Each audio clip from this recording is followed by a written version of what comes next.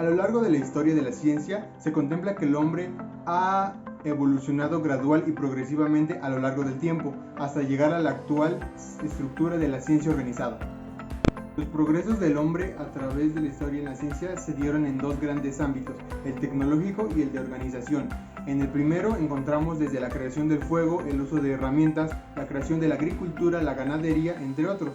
Y en el segundo sector encontramos la evolución de la humanidad para la creación de movimientos sociales. Con el pasar de los años se dio forma a la teoría y a la práctica, tomando en cuenta o en un contexto de una civilización preindustrial. Todos estos conocimientos fueron la base para lograr lo que fue la revolución científica entre los siglos XIV y XV y que posteriormente también fue base para la revolución industrial en el siglo XVIII. Es entonces que la ciencia moderna es el producto de todos estos grandes progresos, es el resultado de la fusión entre la teoría y la práctica. Desde la más remota antigüedad, el hombre se ha visto en la necesidad de saber lo que pasa en la realidad, ya sea para resolver sus problemas más inmediatos y cumplir con sus necesidades, como para conocer el porqué de las cosas que lo circundan. Esta necesidad de saber por qué surge del asombro del hombre hacia los procesos de los fenómenos que se manifiestan en el universo, como pueden ser los eclipses, el movimiento de los astros, el pasar de las estaciones del año, entre otros. Todos estos fenómenos causan en el hombre asombro, admiración y además de terror. Es entonces que esto causa que existan los factores de saber el porqué, la causa, las consecuencias de los fenómenos que provocan y el fin de estos.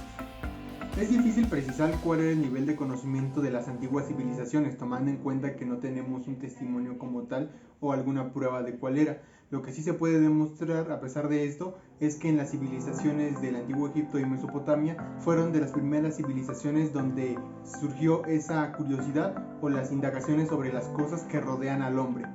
Hay testimonios escritos en donde se da el reconocimiento a todas estas civilizaciones, ya que para ese entonces, en el año 2000 a.C., ya había ciudades las cuales tenían un punto de reunión, el cual era un templo, en el cual podíamos encontrar sacerdotes, astrólogos, además de ingenieros, topógrafos, entre otras cuestiones.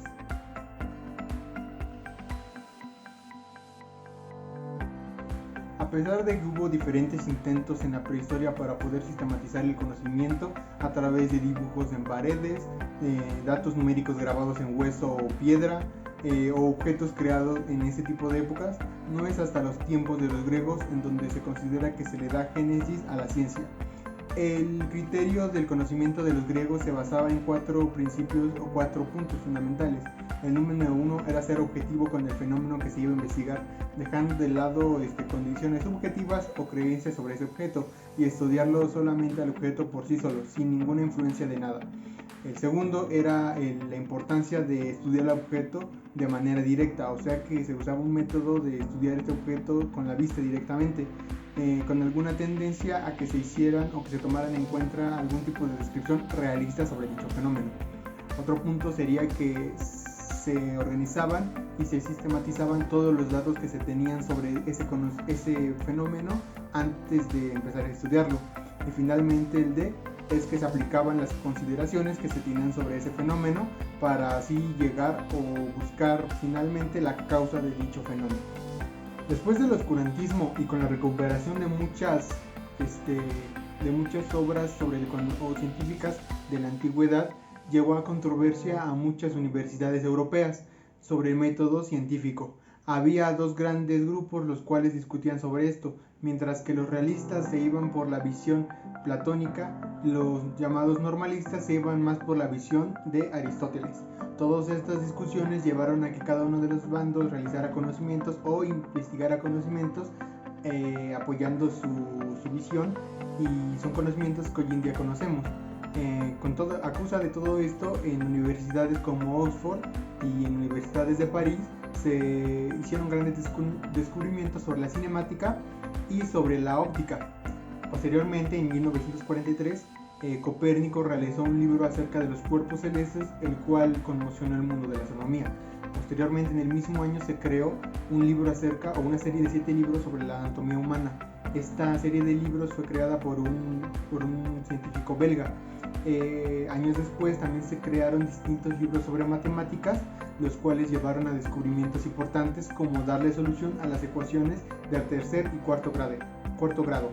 Como podemos ver, todos estos conocimientos o las discusiones que hubo sobre el método científico y sobre las distintas visiones de los filósofos fue un impulso agradecido para que se pudieran crear muchas de las soluciones o de los conocimientos que actualmente tenemos, o que mismos conocimientos se renovaran, ya que por ejemplo el de la anatomía ayudó a renovar o evolucionar lo que se conocía sobre la anatomía humana. A lo que hoy conocemos como método y resultados científicos no fue visto sino hasta inicios del siglo XVII, gracias a Galileo, quien combinó condiciones tanto de erudito como de artesano. Él modernizó, por así decir, el método conocido como inducción y deducción, al cual le sumó otro factor que era la verificación, y esta se hacía a través de la experimentación con experimentos ya planificados. Además de esto, estos experimentos eran realizados en su mayoría con instrumentos científicos creados recientemente por el hombre. Todo este rango del uso de la experimentación creció hasta finales del siglo XVII, donde ya en distintas ramas de la ciencia se ocupaban estos instrumentos y la experimentación. Ramas como la física y matemáticas ocupaban instrumentos como son el barómetro, el reloj de péndulo o la bomba de vacío.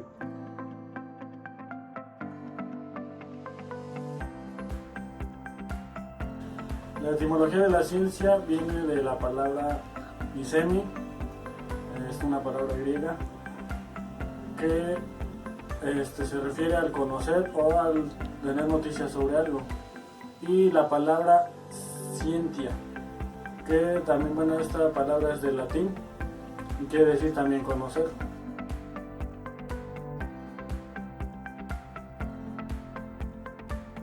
Voy a hablar sobre las características de la ciencia.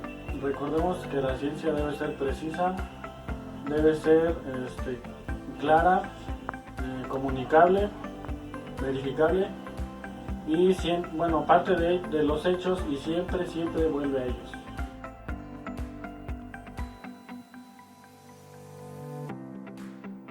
La clasificación de la ciencia.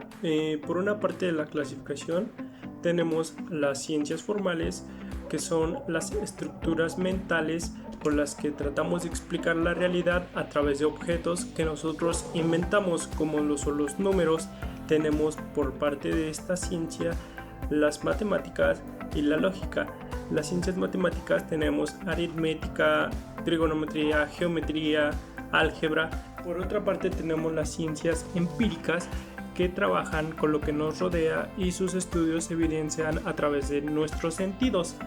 Tenemos las ciencias naturales y las ciencias sociales. Las naturales son las que trabajan con los seres, ya sean vivos o sean inertes. Los inertes tenemos la física, que estudia por ejemplo la astronomía, física, química.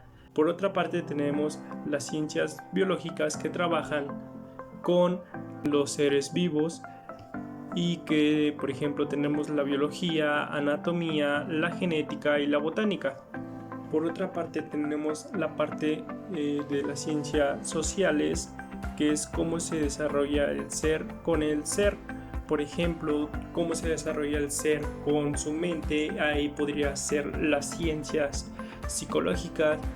También cómo nos desarrollamos con los demás son las sociológicas. Y por último, la relación del ser con el poder, que puede ser las ciencias políticas. Durante la historia, la ciencia se clasificó de diferentes formas. La razón por la cual esta se empezó a clasificar fue porque la ciencia es una construcción histórica que con el paso del tiempo cambiaron sus formas y sus criterios.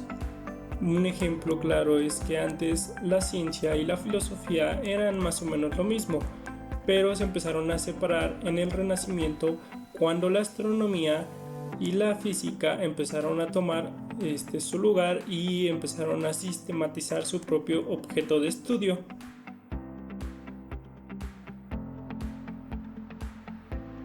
La estructura de la ciencia tiene por primera parte el elemento descriptivo, que son las observaciones, de las cuales estas se caracterizan porque deben ser exactas, deben ser precisas y deben ser organizadas. Por otra parte tenemos la explicativa. que es la que interpreta con certeza y validez. Esta debe ser clara y objetiva y tiene que ser explicable y racional. Es importante clasificar a la ciencia porque cada una tiene un objeto de estudio diferente a la otra, ya que cada una utiliza un sistema muy diferente a la otra y trabaja con objetos diferentes, ya sean objetos formales o objetos no formales. Cada una de estas ciencias es importante porque nos ayuda a entender la realidad de diferentes estrategias o formas que éstas tienen su propio sistema. En resumen, la estructura de la ciencia es la disposición y orden de las partes dentro de un todo. También la estructura de la ciencia se puede entender como un sistema de conceptos enlazados coherentemente, cuyo objetivo es precisar la esencia de un objeto de estudio.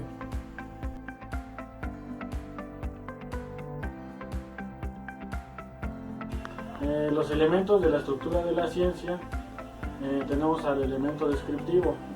Este elemento descriptivo se basa en observaciones y, obviamente, como su nombre lo dice, en descripciones. La descripción científica se caracteriza por ser exacta, ser organizada y, obviamente, presentar buenas observaciones. Y como segundo elemento tenemos la explicación. En este caso se trata sobre la interpretación, la certeza y la validez. La comprensión también se caracteriza por ser clara y objetiva y ser explicable y racional.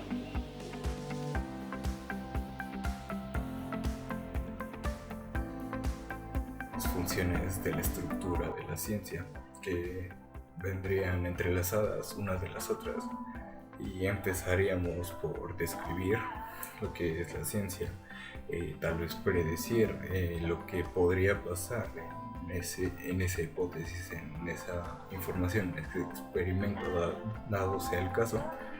La definición de lo que es la información, la definición lexiológica o de diccionario, que es muy diferente a lo que uno puede describir con sus propias palabras. Vendría la definición intencional, la definición extensiva-extensional, la definición ostensiva. Realmente la mayoría vendría siendo definiciones, como lo dije anteriormente. La definición lexiológica, operacional, estipulativa, ofensiva, teorética, de género y diferencia, extensional. Son diferentes tipos de descripciones para las cuales funciona la ciencia. La ciencia tiene diferentes ramas y una de las ramas serían definiciones, y estas definiciones se dividieron en unos campos, como ya antes lo he mencionado. Muchas gracias por su atención. Que tenga linda tarde.